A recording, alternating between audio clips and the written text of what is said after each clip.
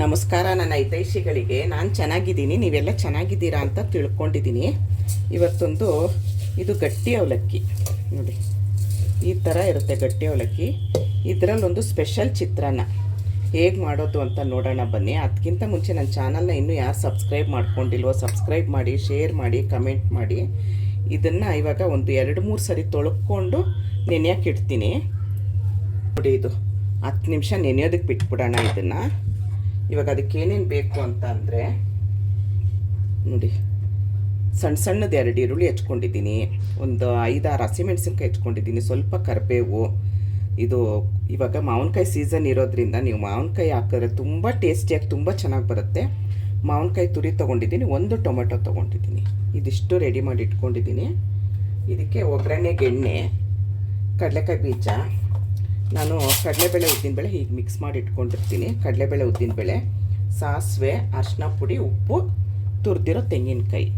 ಇವಾಗ ಇದು ನೆನೆಲಿ ಒಂದು 10 ನಿಮಿಷ ನೋಡಿ. ಅವಲಕ್ಕಿ ನೆಂದಿದೆ. ಹೀಗೆ ನೀವು ಸೊಪ್ಪೆಲ್ಲ ಬಸಿತೀರಲ್ವ, ಅದರಲ್ಲಿ ಬಸ್ತಿಟ್ಕೊಂಬಿಡಿ. ನಾವು ಇದೆಲ್ಲ ಒಗ್ಗರಣೆ ಹಾಕೋಷ್ಟೊತ್ತಿಗೆ ಇದು ನೀರೆಲ್ಲ ಬಸ್ತಿರುತ್ತೆ ನೋಡಿ.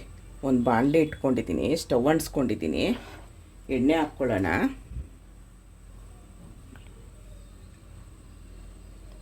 ನೋಡ್ಕೊಂಡು ಎಣ್ಣೆ ಹಾಕ್ಕೊಳ್ಳಿ, ನೀವು ಎಷ್ಟು ಮಾಡ್ತೀರಾ ಅದ್ರ ಮೇಲೆ ಡಿಪೆಂಡು.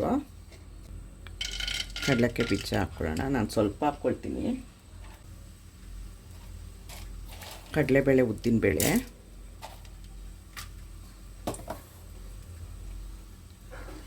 ಸಾಸಿವೆ,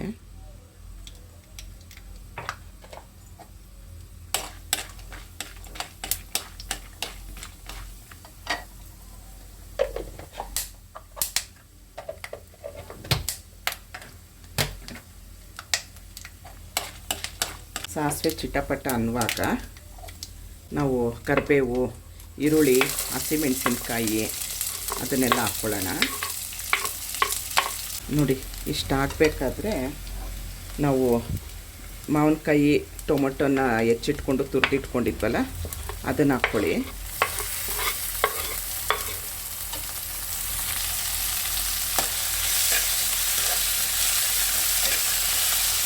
ನೋಡಿ, ಅವಲಕ್ಕಿ ನಾವು 10 ನಿಮಿಷ ಹಿಂಗೆ ಸೋಸಿಟ್ಬಿಟ್ರೆ ನೋಡಿ ಈ ಥರ ಆಗಿರುತ್ತೆ ನೋಡಿ. ಇಷ್ಟು ನೆನೆಯಬೇಕು ಅವಲಕ್ಕಿ.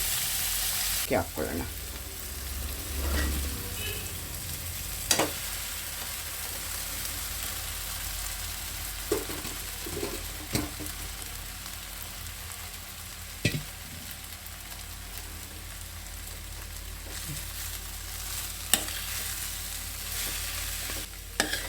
ನೋಡಿ ಎಷ್ಟು ಚೆನ್ನಾಗಿ ಕಾಣಿಸ್ತಾ ಇದೆ.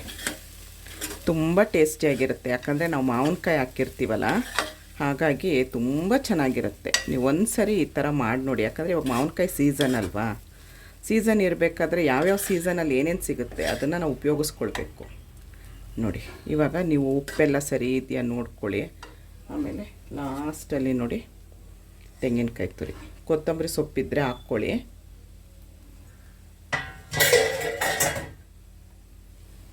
ಒಂದು ಸರಿ ಮಿಕ್ಸ್ ಮಾಡಿದ್ರೆ ಚಿತ್ರಾನ್ನ ರೆಡಿ ನೋಡಿ.